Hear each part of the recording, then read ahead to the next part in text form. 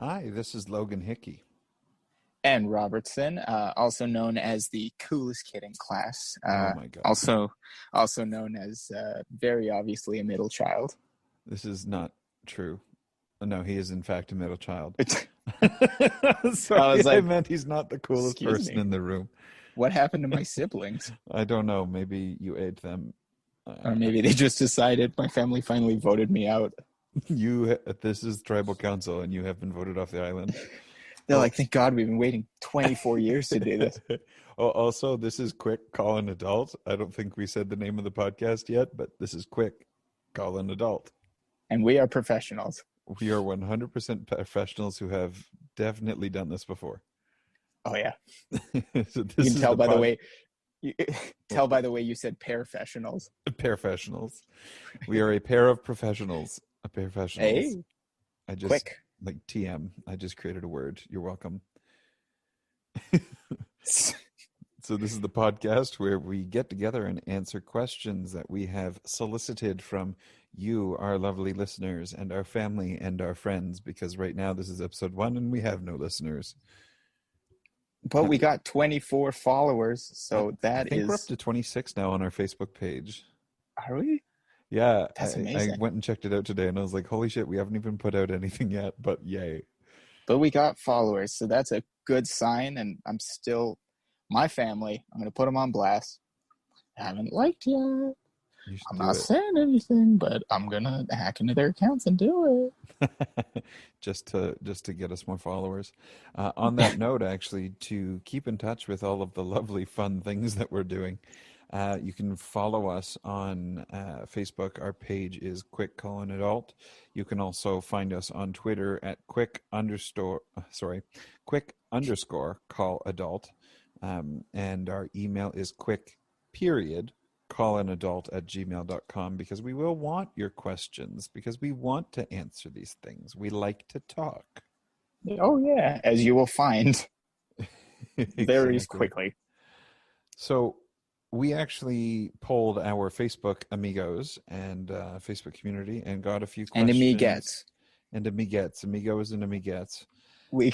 We're open here. People, though that just sounds like a Nintendo thing. They have yet to sponsor us. Sponsored by Amiibos. Amiibos? We can just be Amiibos. Let's get Amiibos of ourselves made. They'll do nothing in game, but we'll just look pretty. Oh yeah, let's do it. So, Robertson, I believe you wanted to start. Yeah, why not? So first question, coming at you out of left field. What do you do with a drunken sailor? I know exactly what I would do.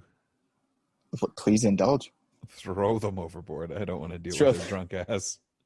If I'm the captain and we're trying to get the ship moving, the last thing I need is another crew member stumbling around on the ship, knocking shit over, accidentally undoing ropes, and then all of a sudden we're not moving and we're stuck at the sea and the friggin' Kraken comes and takes us. Sounds like a regular day when I work on a boat. You just see giant squids all the time? Oh no, I'm constantly stumbling around hitting into things. Oh. I don't know why my mind went giant squids, obviously. Yeah, they're in like Ontario. Well, I mean also because you've just been so normalized by the fact that I've got no sense of direction or balance. This is true, and I'm just used to the fact that you part-time pirate.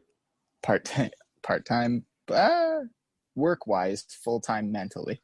You're a full-time pirate in real life, but only part-time on the shift at work. Yeah, there you go.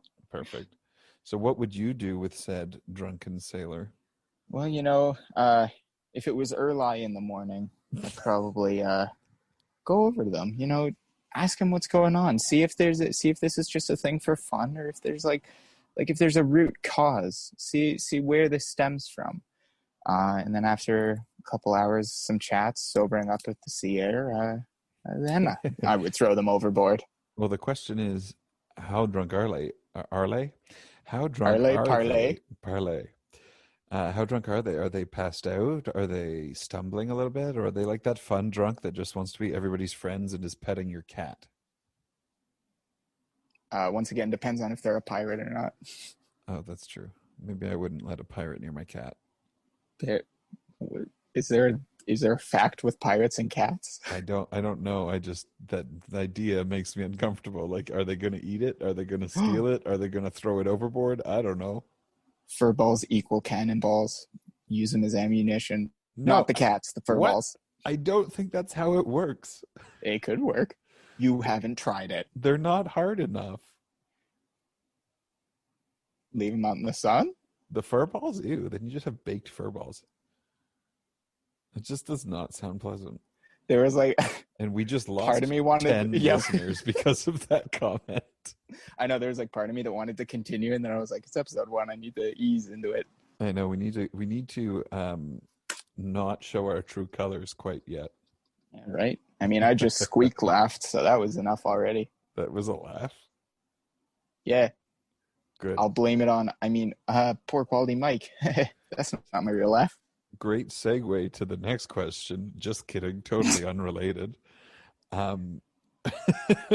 But my first question is, when was the first time in your independent life, i.e. living on your own away from parents and such, that you thought to yourself, I need an adult?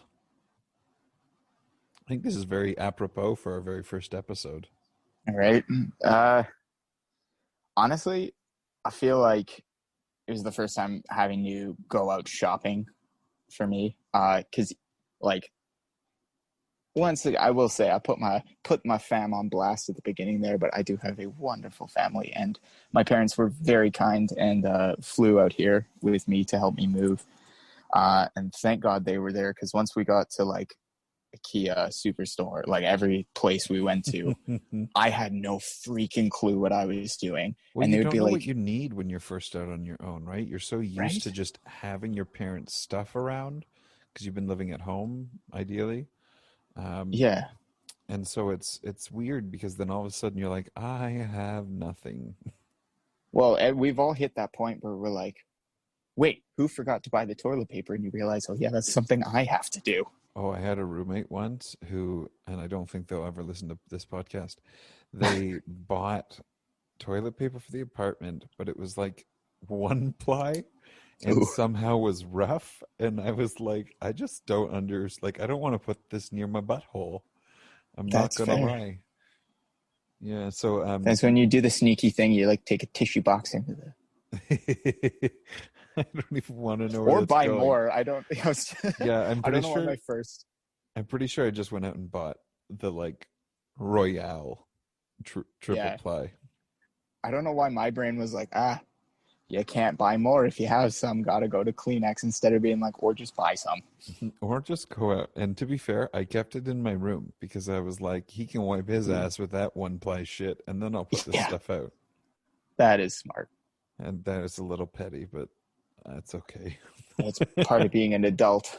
Yeah, I think for me it would be something similar. It's the first time I bought groceries on my own because, like, my mom, she's a great cook. And this is not to kiss your ass, Mom, in case you're listening to this, but I am a bit of a mama's boy at times. And she's just such a great cook. So I'm like, I can do this. I totally know what to buy and shit. And I can totally afford to eat like this. And so I went to the grocery store and, you know, got everything, all the ingredients I thought I'd need, and get up to the cash. And I'm like, holy crap, this is a lot of money because food is stupidly expensive. Yes. You know, unless you want to eat like Mr. Noodles every day and, you know, no name brand craft dinner, which isn't bad sometimes, I guess. It's too much gluten. Oh yeah, you'd explode. I do not partake in the glutens. you would explode, and we would 100%. And I would be sad. I would cease to be. Yeah, you just like eat 1 piece of macaroni and cheese, and you blink out of existence. Just like Thanos snap away. Just gone. Yeah, it was seeing that price total made me just go, oh, okay.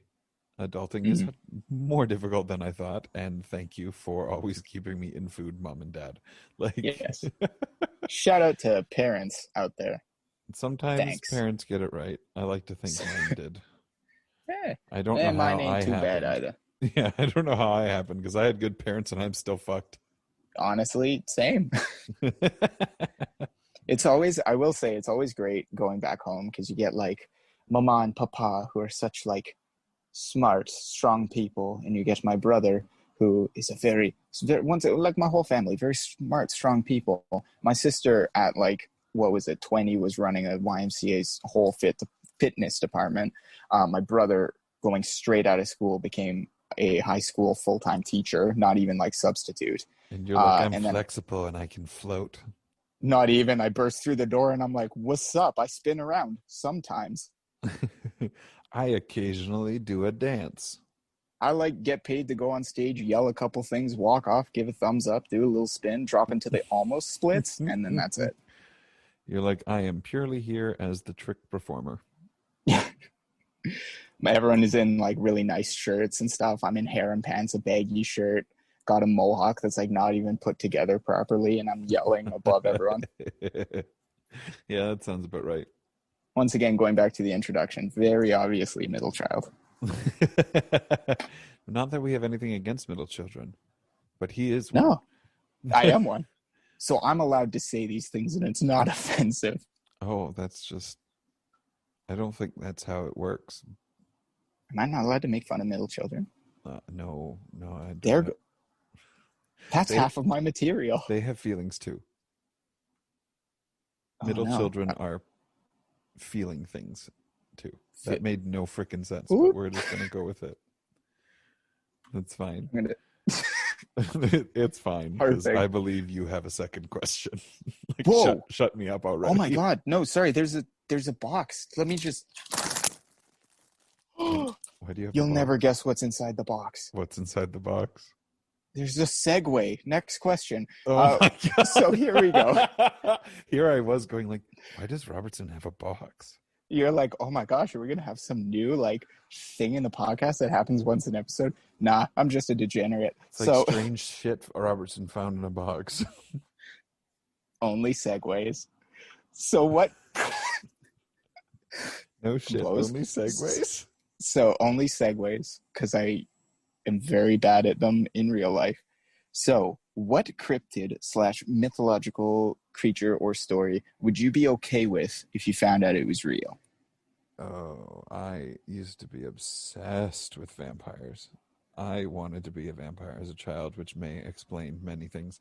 Not because I wanted to drink the blood, but I thought the shape-shifting and the living forever, and like I'm a night person, so I'm very much like okay with being up all night. But the one that I would really love if they had existed would be the Loch Ness Monster. Specifically because one of my like childhood memories was I got a book about the Loch Ness Monster at a yard sale, and it's like literally falling apart. I still have the book, and I read it, and it was partially like true, air quote, true stories of people who had seen the Loch Ness Monster, and like theories behind it, and the scientific studies being done on the loch, and information about the loch itself. Like, it just got me obsessed with it, and in my mind I would just love for that to be real. Okay Like, I just would love it to be real. Like, Nessie's real, okay? See, the thing that always gets me is that, like, if one of those things is proven to be real, then the connotations behind that, like, if Nessie's real, then just theoretically, other dinosaurs have survived too. Because if Nessie has, then why wouldn't the other ones? Or, like, if vampires are real and shapeshifting is real, then that just opens so many doors. It's true, but like also think of how little we know about our own planet. Like, I just look at the oceans, and we know. I read the other day, it's like something like we've only accurately explored like 3% of the ocean or something stupid small like that. Like, that bothers me.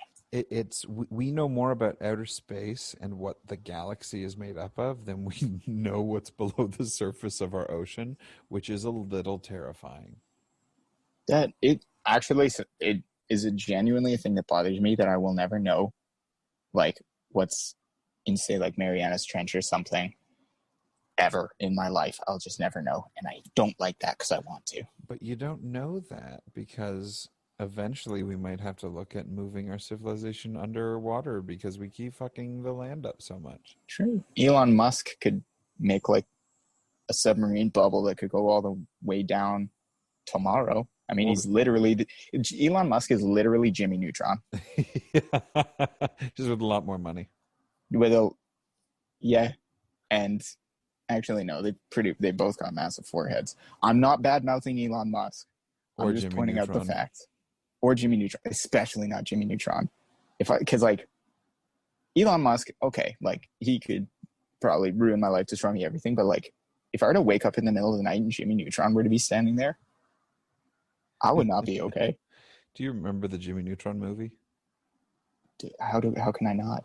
I just When they're like, always in my head the scene where Carl, like they find out all the parents are gone and Carl's peeing in the shower. Funniest moment in that whole damn movie. hey, oh, let's go. Exactly. So I just realized I never answered the question. yeah, I was gonna say, what's your cryptid of choice? I would say just because of like, I feel like the nicest to find out would be Bigfoot, because that's the easiest to explain. Well, a lot of people believe that Bigfoot is real. Wait, Bigfoot's in Israel? I hate you so much right now. No, It that came out before I could think about it. No, that Bigfoot is real. There's a scientist who is in, oh my God, he spends a lot of Scientists who time. found him in Israel. We You heard it found the here. You heard scientist it in here, Israel. folks. We're No, not just here for the goose and the gags. We're here to tell you exactly where Bigfoot is in Israel. in Oh Israel. God. But he spends a lot of time alone, so he's a little bit odd, but he's got a documentary on, I think it's Prime. Again, all these I'm gonna things be are honest. I'm we have so not sorry been to interrupt sponsored by again. them. I Yeah. thought you were talking about Bigfoot still, and I was like, Bigfoot's got a documentary. Well, actually, it is a documentary about Bigfoot where he takes academics out into the middle of northern Canada, basically, where Right. there are essentially no people, Yeah. excluding a couple towns in the territories, but they actually see proof, these academics that he brings out, and he's petitioned the Canadian government with his proof to make Bigfoot an endangered species so they can't be hunted when they are discovered. Mm. And the Canadian government said this proof is very promising, basically, but we need a live specimen. So they've essentially said, we believe you that this is probably real, but we need to study a live specimen or see a live specimen in order to confirm it. So I think that's kind of neat. I think of the cryptids out there, that is probably the most likely. Oh yeah. We're I feel like it really, would be the easiest for people to hear is real. yeah, even from an evolutionary standpoint, they're would be just a group of primates similar to us who, instead of developing towards technology, they really developed to their habitat in nature, right? They likely Mm. had some sort of evolutionary shift that made them more survivable in the wilds and in the undiscovered parts of the wilderness in North America. Yeah, it's like a Gigantopithecus. Those giant. I'm not going to explain it. Bless Google you. it, because thank you. That's all I'll say. Perfect. Google it. It's cool. I will look the Gigantopithecus up. Hey, I think I said that pretty okay. Yeah, look at you. It's almost like we're intellectuals. I have a Almost. degree, okay. I have a bachelor. Perfect. So my I next never went to real question, school. you went to real school? I know I didn't. Oh, I thought that's what you said. No, of course I didn't. Speaking of real school, this next segue makes absolutely no sense. So my question is a two-parter. So we'll answer the first one, then we'll get your last question, and then we'll pop to part two. So part Sick. one is, when have you decided to ignore that self-generated feeling of caution, gone and done a thing, and had it work out unexpectedly well? Mine is pretty simple. I made the big decision to take a to do a second post-secondary program, and I loved every minute of it. It has changed me. It has given me so much joy and excitement for my future in the career as a performing artist, that I totally lost and was miserable during my first degree. So I'm really glad that I made the choice, and I kind of went against my gut that was like, ooh, the money and the 2 more years of school. And I just did it. And to be honest, I still haven't figured out the money part, but I have enjoyed and made contacts and friends that I wouldn't have otherwise. So I'm very grateful for it. Yeah. We wouldn't have met if you didn't do it. Exactly. We wouldn't be doing this podcast to whatever quality it is. So yeah, let's wait before we say that. Yeah. But actually, kind of along the same vein, I would agree going to school was a huge thing because I never had really decided that the arts was going to be. It was always in my mind that I knew I wanted to do it, but I'd never fully officially been like, yeah, that's what I'm going to do. Until like, I remember it was after Christmas, and I just woke up one day and I was like, I'm going to go to Randolph. And I didn't know why I thought that.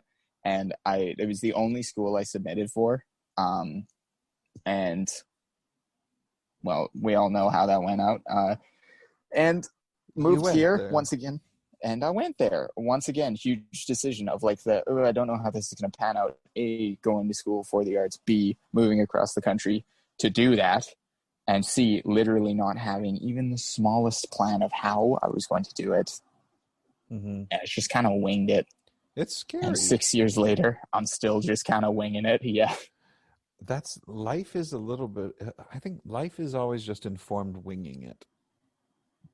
Like, really, we can't predict the future. We can't predict or control all the variables. So you just kind of make an informed decision. You do the thing, and you hope that everything goes the way you thought. And when it inevitably does it, you just kind of roll with the punches and hope that you don't set your pants on fire. Exactly. It's not the most fun thing you've ever done. But I will say, too, like a lot of theater jobs that ended up being the coolest ones I've done were ones that I younger would have been like, maybe not that. Like I did a children's show. It was my first job. I took a break from theater after school, came back. It was my first job coming back, and it's one of the best things I've ever done in my life. And leaving school, I was like, I don't want to do children's theater. Lo and behold, there we go. You know what? I get it. Children are both the funniest and the worst of people sometimes. Oh my God. I have a list of one-liners that come from my students that it's just like, ooh, they are the one of my favorite things is when parents post about like, this is what my toddler said today. Funniest shit ever. Yeah. Kids are just ruthless sometimes. They are. God, 100%. Well, that is the first part of mine, but we'll get back to the second part after. You have a question. I believe a bonus question initially. Yes, initially it was a bonus question. It was a tie between can you improvise a hypothetical live on air? Or and then the bonus one was don't think about the costs. What are your perfect tattoos? And we talked about it a little bit and realized when we improv hypotheticals, they're really freaking weird. That'll be the easiest way to have us committed to an asylum or something, is just our ramblings. Yeah, and we want to wait a couple episodes before we get shut down, so we decided to do the bonus one before we get locked away. Yeah. So once again, taking it back. So don't even think about costs.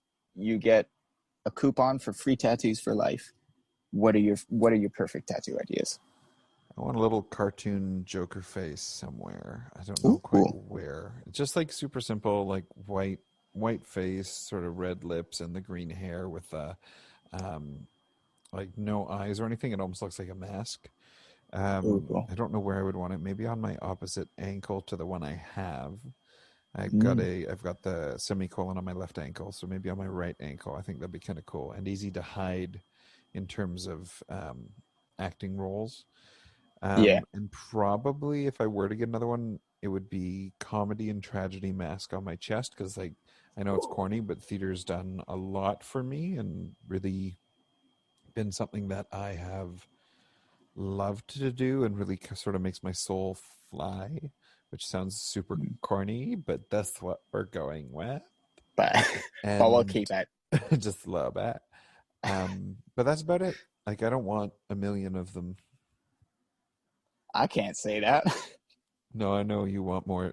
Robertson is the like stereotypical. He got one after not wanting to get one for a while and then Yeah. caved and now wants a million. Yep. Quickly before I go into mine, though, I want to ask which joke are you taking inspiration from? Because Kind that's of. a big question. Like it's not like probably the animated one, Good like choice. OG animated Mark Hamill voiced one. Good choice. I love Mark Hamill Well, as the Joker. he's the Joker for me. Oh, absolutely. I agree. It's But watching him do the voice and stuff at interviews too is amazing, but I digress. It's Luke Skywalker. Right? But very scary. So yeah, back to what you were saying about me. I remember in college, once again, I had a very different idea of how my life was going to go in college. And I was like, as I'm sure we all did, but I was like, I'm never going to get a tattoo. Why would anybody do that to their body? You're leaving a permanent mark. And now I've got 2 really big ones, and I plan to get 5 more, at least. Just don't do the But neck. I don't know. I don't really. I don't Anytime like I neck think about it, tattoos. no, it'd give me the heebie-jeebies. But right now I want to do one of my ribs. I've always, when I was a young, very dramatic kid, I always loved the idea of like, if you could write the words on your body that people say about you, what would they say? What was that inhale? That was just uncomfortable. It was a quiver breath. That was almost like Hannibal Lecter. Ooh, I'd take that as a compliment. But anyway, I decided, I was like, when I got the idea, it was months ago, and I had the idea to do 3 words that I felt people perceived. Oh my God. English is a difficult language sometimes. We gotta cut that out. We can't keep that in. People cannot know that I can't speak English. Too bad. I'm the one editing. They will Vetoed. know. Dag nabbit. Anywho dizzle. But as I was saying, I'm not helping my case here. You really aren't. Swapped them out for like 3 words that I hope that I can earn through my life, like 3 very positive words. And then I'm going to put that I got as like synonyms, antonyms, whatever, for the 3 words that I had originally. And then I put the Trolls Cross beside it to negate any negative energy that the words may or may not have previously had. I'm going to do a tattoo of a bonsai tree with 2 numbers on my right obliques as a memorial to a friend of mine that passed away a year ago. And there are these group of people that I've been listening to like in the Newgrounds era, like pre-YouTube, and I'm going to get their logo. Newgrounds. Right? Like I listened to them then when I was like young enough that I shouldn't have been listening to them. And I still listen to them daily. So I'm going to get their logo. I was just on my quad. And then I'm going to get a Winnie the Pooh tattoo on my other quad. And then I'm going to get a boat hook on my finger. And so far, those are my set in stone ideas. If we're talking about ideas I have, we'd be here forever. Love it. Love it. The ribs are, but those are the ones that I'm going to get. Oh, I'm terrified. I know that it's just right across those bones because that skin's very thin there. There's not a lot of padding. But, I mean, you've got a high pain tolerance, so you should be fine. Well, and also I was really nervous about, because I have a big tattoo on my back, and it took 1 hour to place it. They were very awesome about placing it. If you need tattoos, I do say new Tribe Tattoo, amazing. It's where I got all mine, and will be getting mine. But then we did a 3-hour session with only a 5-minute break in the middle. And I was really nervous because people consistently said the spine is a very painful place to get one. Yeah, of course, because the nerves are so close to the surface. Oh yeah, and once again, like you're right on the bone there. Um, and I had a moment where I asked her, the person that was doing my tattoo, and I said, "Can you just let me know when you're about to start shading on my spine? I'm just kind of nervous about it, so I don't want the dialogue to be there." And she was like, "Oh, I just finished." I genuinely thought she was like outlining on my back. She just went straight with it and full on out, like shaded it, outlined it, everything. And so it was done before I even realized what was happening. I will say it hurt, but not nearly as much as I thought it was going to. So I've fingers crossed that's the way I feel about my ribs. Well, that's good. So I have to tell you something that just happened that you're completely unaware of. I I'm so ready. strategically muted my microphone to sneeze very aggressively, and now I have that like gross sneezy feel where you're like, Oh, this could be again. well, I hope you know that well-timed sneezes always make me laugh, so I'm kind of disappointed that you muted. Well, my sneezes, I don't want to get it on mic necessarily because my sneezes are either really quiet and kind of cute or like a freaking cannon went off. And I didn't want to just like scream sneeze directly into the microphone. That is fair. Did I tell you my face exploded the other day? What? Oh No? my, I've never had this happen before, but I had a sneeze that was like the beats, oh my God, some awoke within me. Like, and I didn't even feel it coming. It was a sneak attack. And all of a sudden, I hurt my own ears. I was so loud and it just came out of my face. And it was like I watched it happen. I wasn't a part of it. And I have never had such an involuntarily screaming sneeze before I burp as snorted that moment. once. I Yeah, just spat. You made me. yeah, I burped, sneezed, and farted all at one time, and it just was the most bizarre sensation because all of a sudden, like I'm like things are coming out of like all of my orifices, and I'm concerned. Bliss, full release. My body was like, Logan, we cannot hold this in anymore. You've been polite for too long. We have to just let this go. You're not in public. Oh, that's like, that's like, I know this ain't a question, but like first date type thing. Like, you can't sneeze, you can't burp, you can't fart. You're still being that perfect image of a person. Oh yeah, That's rough. it's that like initial time meeting people where you're like, I still have to pretend that I'm a very put together human because you don't love me yet. And then when you find out they love you, you're like, yes, now you see the real me. And then And you're full just like a release. flatulent mess. It's like That's so, it's so weird. a moment that's triggered by the moment that they say they love you. Your body's just like, we can release now. Just let it go. And then you ask, how about now? And then you hear Let It Go from Frozen come on in the background, and you're like, I understand how Elsa felt. So I now have a new, I'm going to add that to my bucket list. I want that to happen at one point. Oh, it's interesting. It's like you're trying to Fusro die out of two holes at once. It's problematic. You just shotgun blast it and walk out. Well, and there's the other 10 listeners who we had up to this point have left now because So we're farts. left with what, two? Maybe. Like, And to those Mama, of you who Papa. have made it this far, we appreciate and love you already. So for part two, then, to my previous question to end this lovely podcast, we have the opposite. So originally it was when have you decided to ignore that self-generated feeling of caution, gone and done a thing, and had it work out unexpectedly well? Part two being, and when have you gone and done the thing and realized, oh damn, I should have trusted my gut? Well, I one, gambled on a fart once. Does that count? okay, but everyone gambles on farts. That's not. Just kidding, listeners. I have full control of my bowels. You're Mama, Papa, you raised me right. you have gluten issues. No, you if one small thing is cross contaminated, you are no longer in control of your body. Okay, Like, let me get this straight. I thought we weren't going to bring up the gluten. I just realized that doesn't work. I already brought it up myself. you already brought it up. I'm just springboarding off of that, okay? It only happened like 20 minutes ago. But I got goldfish memory. That is totally okay. Um, so for me, the first thing that pops into my head is a time when I was probably too young to have been doing this, um, or too old to have been doing this, I should say.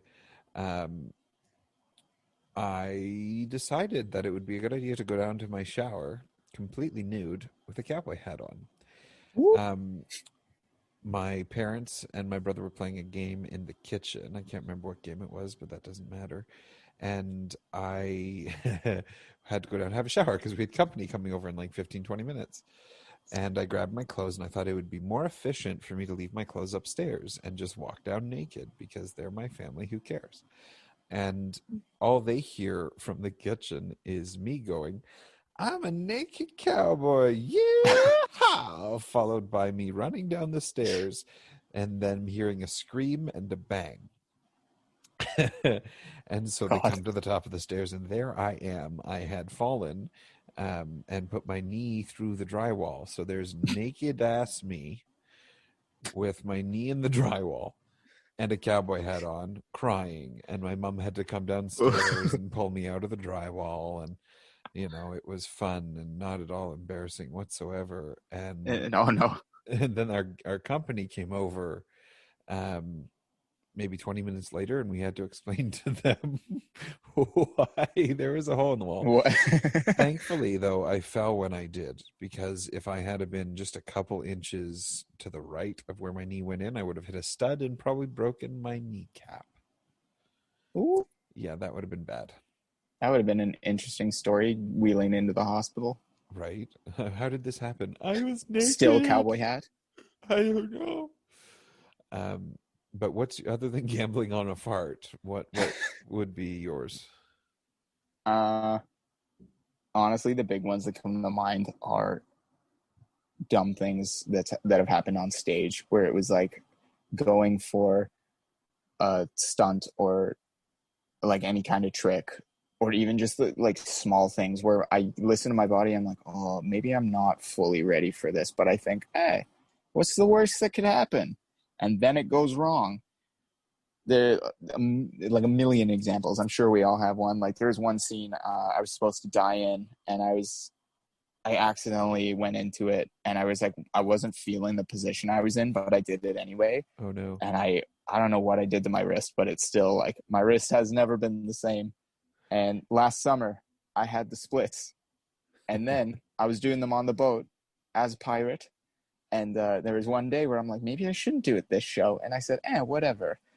Flash forward to now, I'm still trying to get my splits back. Haven't been able to do them since that fateful day. Oh no. I did, though, get pretty close the other day, and I tore off the heel of my boot trying to get into the splits. How do you manage? How aggressively were you attempting to split? Oh, you have no idea how aggressively I go into the splits on that boat. Yikes. Yeah, everything I do on that boat. Well, oops. At least try not to hurt yourself too much. Oh my gosh, was that picked up? Yes, I went. I forgot I had my volume on. Hurt your phone. Oh my god, I was like, who the hell is screaming? So just for a little background context, my cell phone text tone is a Crash Bandicoot scream. It scares me most of the time I hear it, but that's because if I don't get completely disrupted while I'm doing something, I'm not going to answer the text. So I have the scream that's going to absolutely freaking disrupt anything I'm doing, so I have to look at what it is. That's funny. Yeah, for a while I tried this sort of a similar thing, but it was with the Jawa scream thing from Star Wars. But it was the one where that sounds like they're saying like Poutini. So it would just be like every once in a while I would just be like, Poutini! And it's terrifying. It was terrifying. I had to change it because it actually, I can tell you've heard it a lot because I was spot on. Well, it used to scare me in the middle of the night. If I didn't silence my phone, I was getting woken up to a Jawa screaming at me, which I'm pretty sure I replaced with the equally bad decision of that Beethoven piece where it's like do do do do do do do do. So all of a sudden in the middle of the night we'd be like do do do do, and you're like, oh crap, that's not good. See, mine's just middle of the night. I get freaking Crash Bandicoot screams. That's funny. I will say, if I were to wake up in the middle of the night and Crash Bandicoot was just standing at the end of my bed, That would be too much for me to handle. That would be terrifying. Are Crash Bandicoot and Jimmy Neutron your sleep paralysis demons? I cannot confirm nor deny these allegations. I knew it. Actually, out of nowhere question, what is the scariest cartoon character that you would wake up and see at the end of your bed? Scariest cartoon. You see, that's hard for me because I watched a lot of weird shit as a kid. That should make it easy. I can't remember much of the names of them, but it was like claymation, and he was green and he lived under your bed, and he had like a fat blue friend who was like a blob of some kind. Mr. Grumpy, I think was his name, or Mr. something like that. So there was that show. This sounds like a fever dream. I know, right? But it was a thing. I swear, I'll find it, and I'll in episode 2 at the top of it, I'll tell you guys what it is. Because I'll go looking for it. And there was another one where it was like animated, and I just remember one dude. He was like basically one big mouth that carried around his eyeballs in his hands. And there was that whole show, and it had like one character who kind of looked like a candy cane, but was like black and white striped with really big lips and eyeballs partway down it. Like, it was weird. But I watched these like very bizarre cartoons and stuff. So those things wouldn't bother me. Like, I can't think of a scary cartoon character. That was a really long, really long explanation. Holy shit! No, I was there with you. But the thing that scared me though was there's this 1980s, I think it was, movie called Creepshow. So there was a magazine called Creepshow, and it was a horror magazine that had these short comic strips in it, and they put a bunch of them in like recorded them live. No, had actors play them like live action of it. And there was this one with a monkey in a crate. And I don't want to say too much more in case people show it, because I know I like to show it to people because I still think it's scary. But it was basically in a college. They find a crate under a janitor finds a crate under a set of steps that has a lock on it that is dated the 1800s Arctic expedition, and it's had basically, my interpretation is the Yeti of some sort of Yeti type Yvonne at the Yukon. Yeah, exactly. Oh god.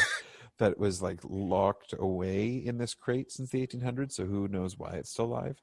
And it just like kills everyone.